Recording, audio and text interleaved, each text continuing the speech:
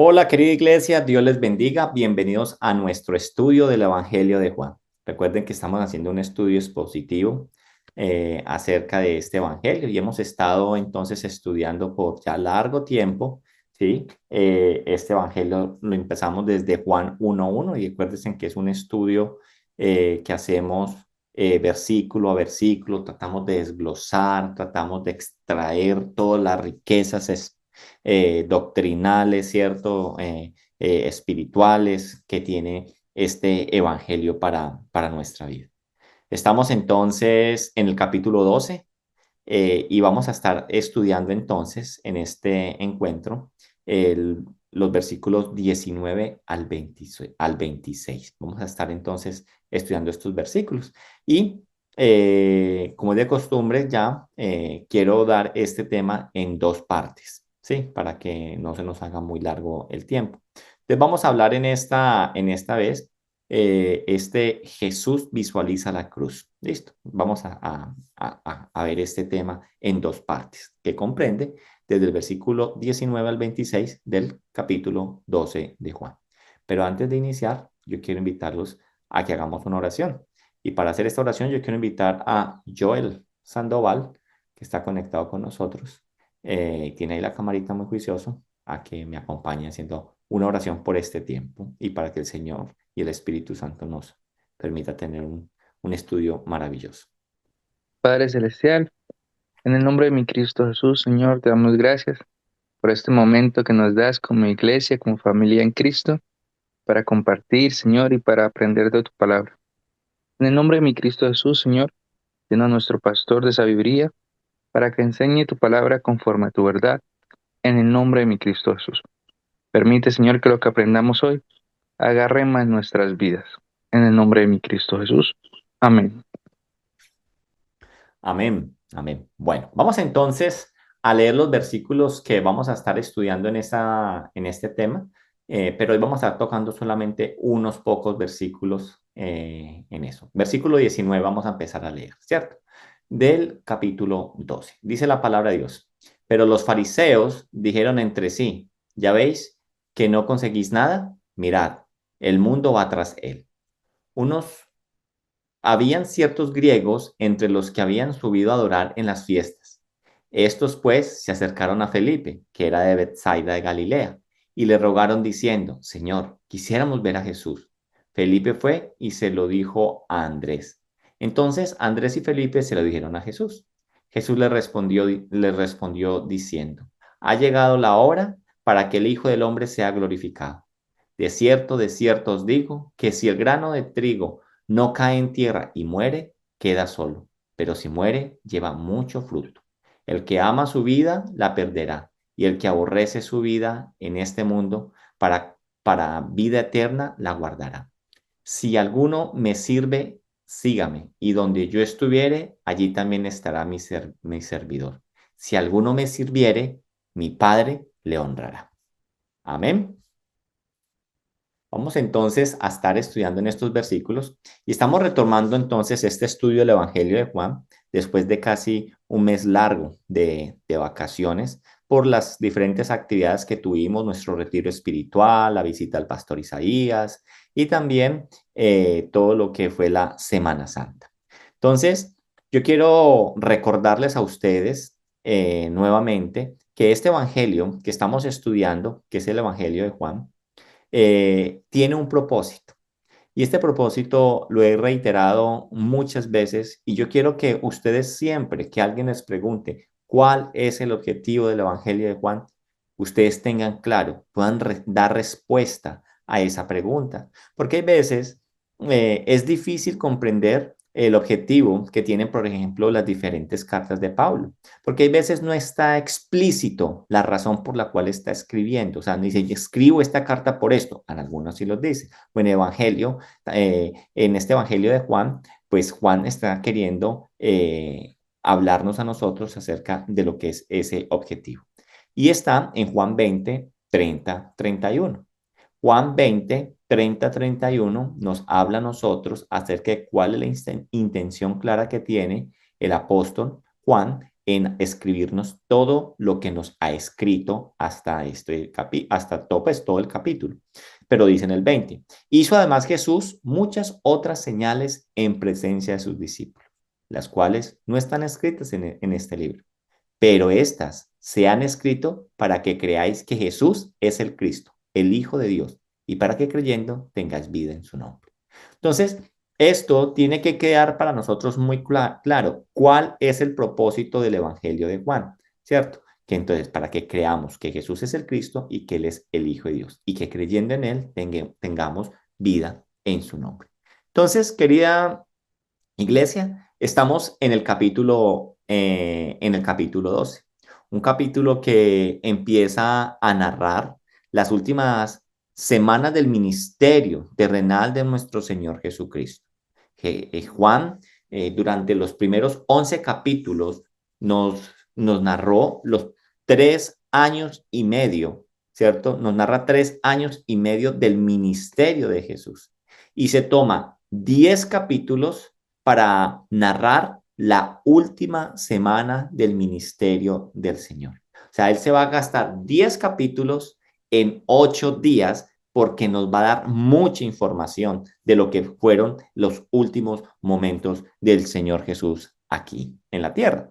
Entonces, en el último estudio vimos algo que decíamos que era algo paradójico. Y porque entendiendo el propósito que acabamos de leer que está en Juan 20, que el propósito es que las personas crean en que Jesús es el Cristo, el Hijo de Dios. Lo paradójico de lo que hablábamos en nuestra última sesión es que vimos que cuando el Señor Jesucristo entró a Jerusalén en su última semana del ministerio, fue recibido como el Mesías prometido. Esta acción, entonces, de parte del pueblo de Jerusalén está acorde al propósito del Evangelio de Juan. Pero, ¿qué es lo que nos parece paradójico? Que algo no estaba bien, pues mientras a Jesús lo estaban recibiendo las multitudes, como lo dice el versículo 13 de este capítulo, ¿cierto? Que tomaban ramas de palmera y salieron a recibirle y que clamaban, Hosana, Hosana, bendito el que viene en el nombre del Señor, el Rey de Israel. Mientras había toda esta parafernaria de bulla, de recibirlo, viene nuestro rey.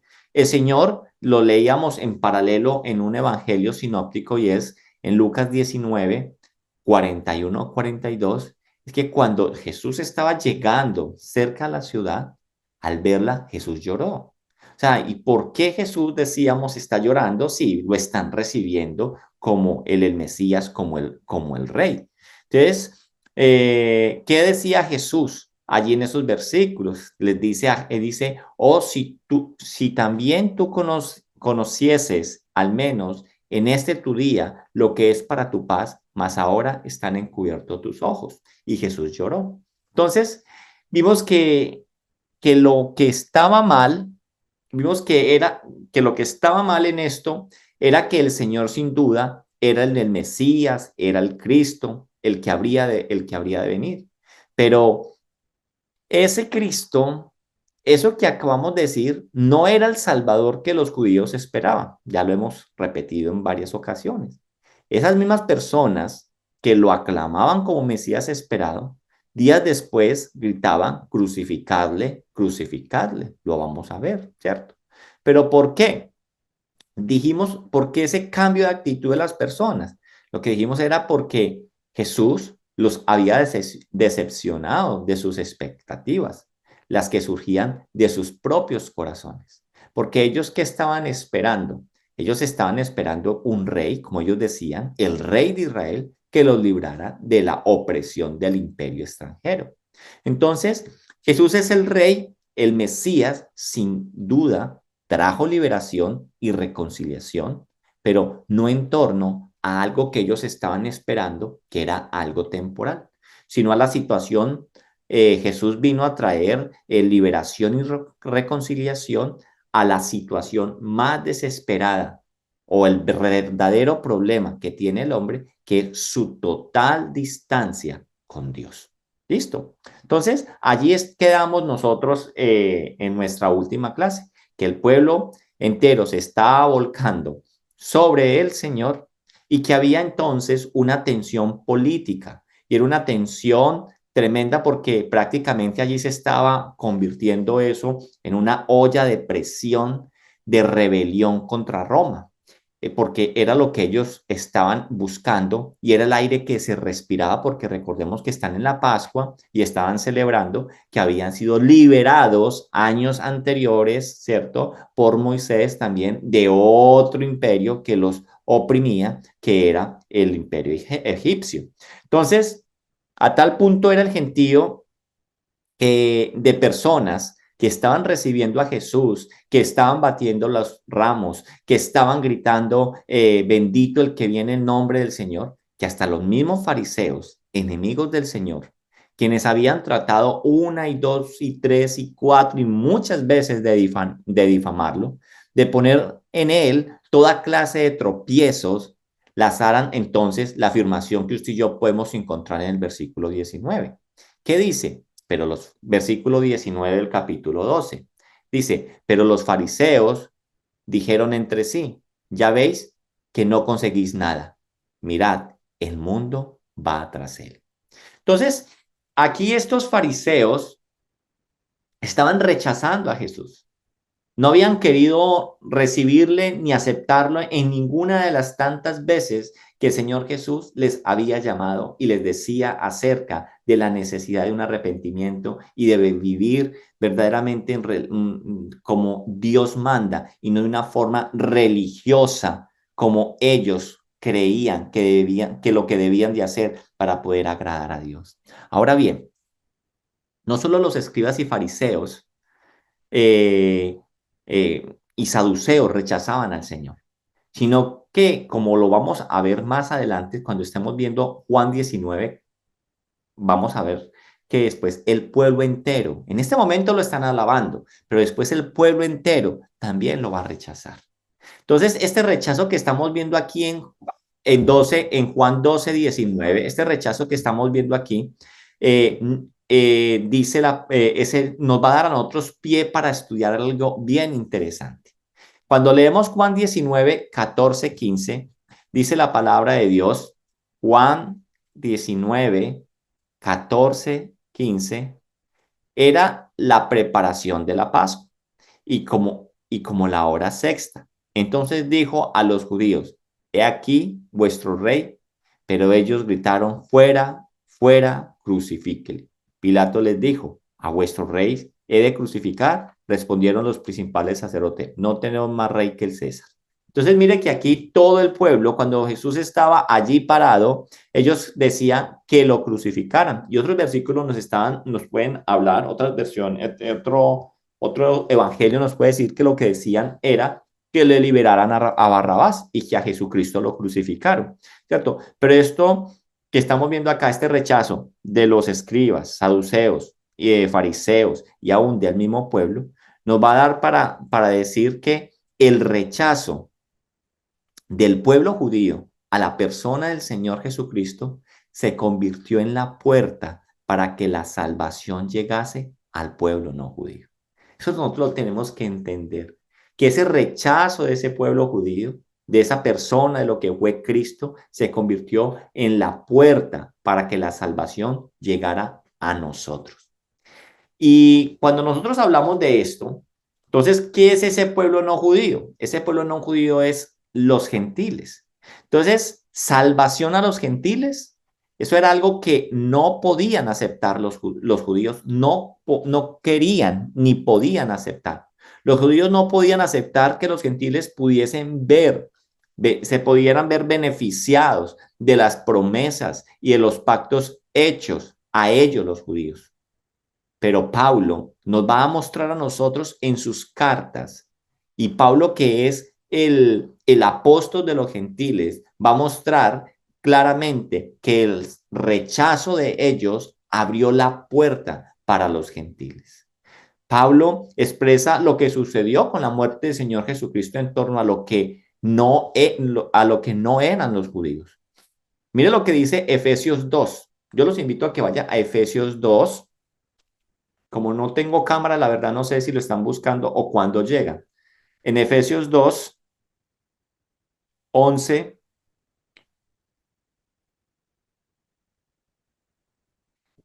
Efesios 2, 11 y 12 dice la palabra de Dios.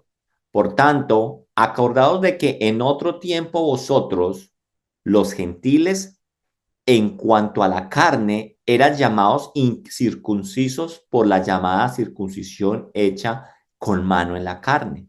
En aquel tiempo estabais sin Cristo, alejados de la ciudadanía de Israel y alejados y ajenos a los pactos de la promesa, sin esperanza y sin Dios en el mundo. Entonces, Pablo, al llevar este primer mensaje del evangelio a los judíos, que él empezó a predicar fuera de Jerusalén, al encontrar el rechazo, él va a mostrar de que era necesario entonces de que también se le predicase a los gentiles. Si usted va también al libro de Hechos, allí vamos a ver nosotros cómo ese rechazo de los judíos era la puerta que se abría para todos nosotros los gentiles.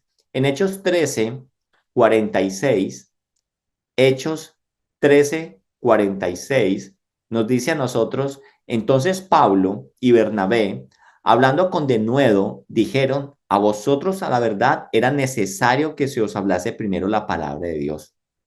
Oiga lo que dice a continuación, mas puesto que la desecháis y no os juzgáis dignos de la vida eterna, he aquí, nos volvemos a los gentiles.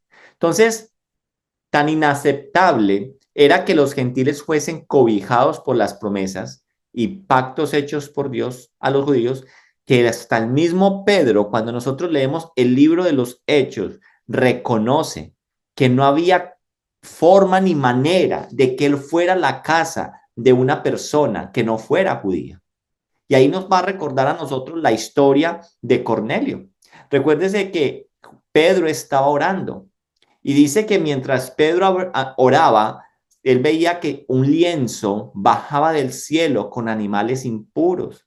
Y él le dice, mata y come, ¿cierto? Entonces, este mismo Pedro, al hablarnos de eso, nos reconoce que solo fue a predicar el evangelio a un gentil porque vio esta revelación, porque vio esta visión que el mismo Dios le había dado, porque dice que cuando él termina de ver esa revelación, llegan alguien a la casa donde Pedro estaba y le dice que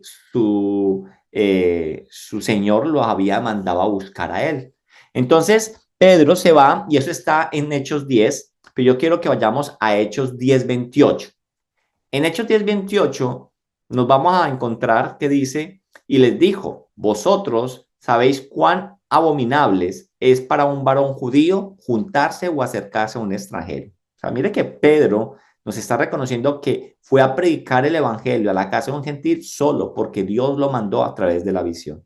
Y dice, pero a mí me ha mostrado Dios que ningún hombre llame común o inmundo, porque el Señor le dice en la visión, Pedro, no llames inmundo lo que yo he santificado.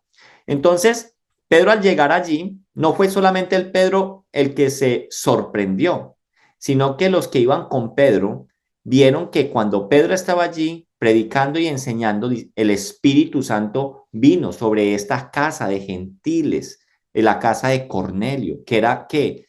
Que era un hombre piadoso, nos dice a nosotros la palabra de Dios. Y en Hechos 10:45 nos va a decir a nosotros, y los fieles de la circuncisión, que ahí dice, los fieles de la circuncisión, o sea, los que estaban con Pedro, los que eran fieles al judaísmo, que han venido con Pedro, se quedaron atónitos, o sea, sorprendidos de que también sobre los gentiles se derramara el don del Espíritu Santo. ¿Sí? Entonces ellos estaban sorprendidos. Ahora bien, ese odio hacia los gentiles que tenía el pueblo judío, que le llamaban perros, ¿cierto? Ese odio hacia los gentiles se debía a las constantes invasiones y humillaciones que el pueblo judío vivió durante su historia y que aún en esa misma fecha donde estaban dominados por el imperio romano, ¿Por quiénes? Por judíos. Entonces hay que entender también por qué en sus corazones había un celo. No, a esta gente no les puede tocar las mismas promesas de nosotros porque nosotros somos especiales, todo lo que ellos nos han hecho a nosotros. Pero tenemos que profundizar un poco más en la palabra de Dios. Porque en la palabra de Dios o en la escritura siempre ha revelado cuál ha sido el plan eterno de Dios. Ellos siempre lo tuvieron y lo tienen hoy por hoy. Tenemos, querida familia, que el plan de predicarle a los gentiles no fue un plan B, como muchos dicen o creen. Dios mismo, desde Génesis, nos está hablando a nosotros de que Él tiene un plan, que vendría un Mesías, el Cristo, el ungido, que vendría a salvar y que esa salvación tendría un alcance universal. Desde el mismo momento entonces de que fue hecha esa promesa en el Edén, vemos que el alcance tiene un alcance universal. Si usted se va a Génesis 3.15, en Génesis 3.15 nos muestra a nosotros algo y es que, mire lo que el Señor nos está diciendo allí. Y pondré enemistad entre ti y la mujer, y entre tu simiente y la simiente suya. Esta te herirá en la cabeza, y tú la herirás en el calcañal, y tú le herirás en el calcañal. Entonces, cuando parafraseamos este versículo, nos está diciendo que un hombre aplastaría la cabeza del enemigo del hombre, pero no sin sufrir. Eso es lo que nosotros vemos en quién, en Cristo Jesús. Jesús aplastó la cabeza del enemigo, pero no sin sufrir. Eso es lo que nos dice a nosotros Génesis 3.15. Y esta promesa surge allí en el Edén antes que existiera cualquier nación, antes que existiera Abraham. Así que la promesa es una promesa ¿qué? Universal. Ahora bien, cuando ya Dios escoge a Abraham, le hace la siguiente promesa. Génesis 12.13, Génesis 12.3, Génesis 12.3, nos dice a nosotros la palabra de Dios lo siguiente: bendeciré a los que te bendijeren y a los que te maldijeren maldeciré y serán benditas en ti, óigalo bien, ahí lo que dice, todas las familias de la tierra. Entonces, aquí nos está hablando de la simiente, que en la simiente de Abraham serán bendición para todas las familias de la tierra. Y nos lo recuerda también en Génesis 12.7, hay unos versículos más adelante, nos va a decir a nosotros, y apareció Jehová a Abraham y dijo, a tu descendencia daré esta tierra. Aquí entonces se menciona por primera vez la promesa a la descendencia. Y cuando nosotros vemos esta palabra descendencia, usted lo puede buscar en la Biblia, en la interlineal, esa descendencia en hebreo es sera, ¿cierto? Que es singular en hebreo. Es singular en hebreo, aunque en algunos momentos pueda ser en sentidos colectivos. Pero mire que aquí por eso estamos hablando de que esa descendencia, el Señor le está hablando no de las familias, sino de una simiente. Y cuando usted va a Génesis 22.18, Génesis 22.18, allí nos dice, en tu simiente serán benditas todas las naciones de la tierra, por cuanto obedeciste mi voz. Te mire que aquí la palabra es simiente y esta es la misma palabra que aparece en descendencia. Y ahora entonces definamos quién es esa simiente. Estamos hablando todo esto para hablar cómo a los gentiles les llega esa bendición, ¿cierto? Pero que no es un plan B, sino que es un plan que Dios ha tenido, ¿cierto? Desde el mismo Génesis 3.15. Es de un alcance universal. Entonces, ¿quién es esa simiente? Casi cuando hablan de quién es la simiente, casi todos pensamos en Israel, ¿cierto? Abraham, Isaac, Jacob, 12 tribus de Israel. Entonces, ¿la simiente es quién? Israel. Pero Pablo nos dice lo contrario. Pablo nos va a decir algo maravilloso en la carta de Gálatas 3:16. Cuando usted y yo leemos la carta de Gálatas, tenemos que entender que la carta de Gálatas está escrita primeramente para atacar una falsa doctrina que hay en medio de esta iglesia. Y esta iglesia tiene un problema y es que hay unos nuevos cristianos judaizantes que dicen que, listo, que todo lo de Cristo, pero querían que ellos se circuncidaran. Y Pablo estaba peleando contra esa doctrina que es incorrecta. Sí. Entonces, Gálatas 3:16, ¿qué nos dice a nosotros acerca de las promesas? Ahora bien, a Abraham fueron hechas las promesas y a su simiente. Y cuando habla ahí de simiente, estamos hablando del mismo verbo, la misma palabra, perdón, la misma palabra que usamos en Génesis cuando leímos ahorita los otros versículos, ¿cierto? Entonces, y a su simiente, y dice, no dice y a las simientes, como si hablase de muchos, sino como de uno, y a tu simiente, la cual es Cristo. Entonces esto es maravilloso porque Pablo interpreta esta palabra en su sentido mesiánico, señalando que apunta a quién, a Cristo, como el cumplimiento final de las promesas. Así que usted y yo somos benditos gracias a la simiente de Abraham, que es Cristo Jesús, y eso es lo que se cumple hoy por hoy en nuestra vida. Así que cuando estos fariseos, enemigos del Señor, estaban diciendo de una manera melancólica cuando veían que todo el mundo salía detrás de Jesús y resentía diciendo, mira, el mundo se va tras él, decían mucho más de lo que ellos querían expresar. Porque, ¿qué va a desatar eso? Al ver que todo el mundo se va tras él, de que la hora había llegado, que el Mesías, el Cristo, el ungido de Dios, moriría por su pueblo. Por eso es que inmediatamente dicho esto se va a conectar este versículo 19 con el 20. Inmediatamente después de dejar registrada la expresión que ellos van a decir, ¿cierto? Juan va a narrar lo siguiente. Y en Juan 20:22 vamos a leer lo siguiente. Dice, habían ciertos griegos entre los que habían subido a adorar en las fiestas. Estos pues se acercaron a Felipe, que era de Betsaida de Galilea, y le rogaron diciendo, Señor, quisiéramos ver a Jesús. Felipe fue y se lo dijo a Andrés. Entonces Andrés y Felipe se lo dijeron a Jesús. Entonces, aquí el versículo arranca diciéndonos a nosotros algo. Dice el versículo 20, habían ciertos griegos que habían subido a adorar a la fiesta. Cuando nosotros leemos este versículo griegos, ¿quiénes eran esos griegos? Es la pregunta que nos tenemos que hacer.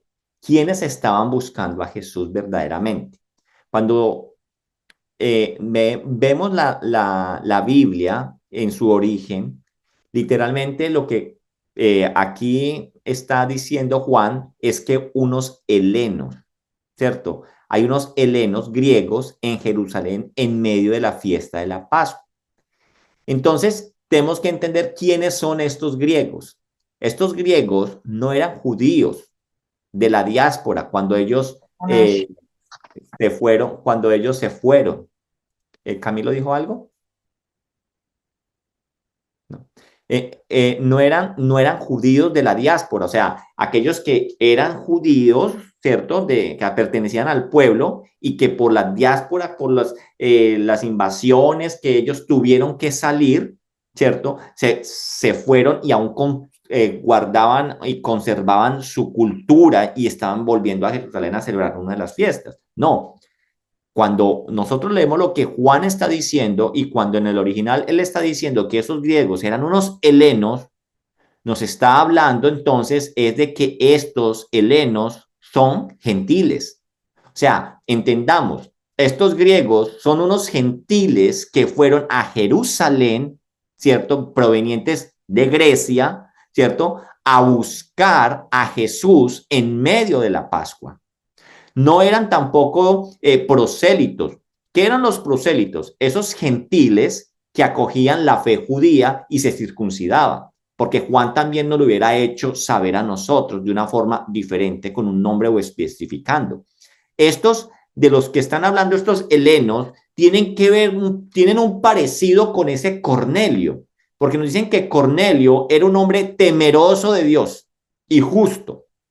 Entonces, estos helenos de los que nos están hablando en este versículo eran los que se conocen como los temerosos de Dios, gentiles que eran atraídos por la alta moralidad de la fe judía y ese monoteísmo que tenía esta religión, esta fe, pero no llegaban a circuncidarse, no eran personas circuncidadas. Entonces, habían venido a la fiesta de la Pascua y querían hablar con el Señor, querían entrevistarse con Él. Les había llegado mensajes acerca de ese Jesús que estaba caminando toda esta tierra, de Galilea y de Jerusalén. Entonces, eso es lo que se entiende al pedirle a Jesús, perdón, a Felipe, que, que lo querían ver, que querían entrevistarse. Entonces, su intención de ver a Jesús era como tener una audiencia. Y ese de quererse encontrar con Jesús tiene un contraste directo con la hostilidad abierta de los líderes religiosos judíos. Además del interés superficial de la multitud rendida, mientras estos religiosos rechazaban abiertamente a Jesús, estos habían venido desde lejos, no siendo del pueblo judío, habían venido porque querían ver a Jesús.